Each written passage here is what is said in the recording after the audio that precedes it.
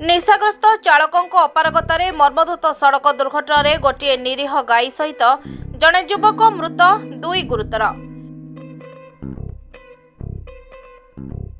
करंजिया एक मर्मधुत सड़क दुर्घटना निशाग्रस्त बोलेरो चालकों अपारगता जोगु गोटे गाई सह जड़े युवकों मृत्यु घटी आउ दुई जन गुरुतर आहत होइछंती।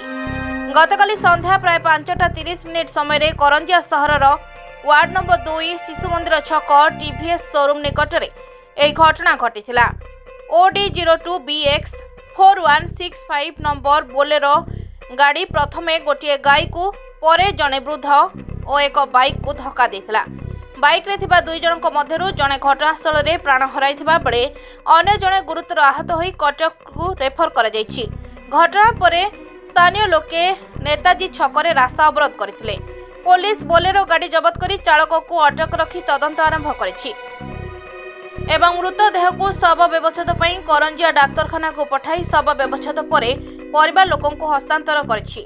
मृतक युवक जनक हेले करंजिया सहरर नुआसाहीर रूपक नायक होइथिबा बोलेरो चालक केन्दुझर जिला साहारपड़ा फांडी अंतर्गत तालपदा ग्रामर सिपुन विश्वाल बोली जना पड़थिबा बेले बोलेरो गाड़ीटी करंजिया सहर स्थित गड़साहीर जयंत महातंकर बोली जना पड़छि।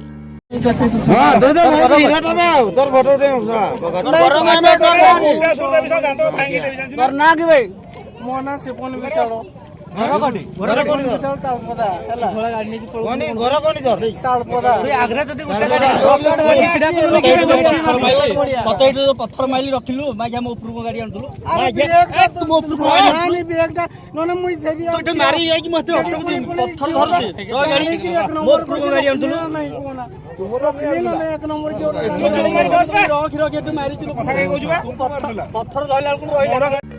मयूरभंज करंजियारू सुमंत पात्रଙ୍କ रिपोर्ट नारद न्यूज ओडिया।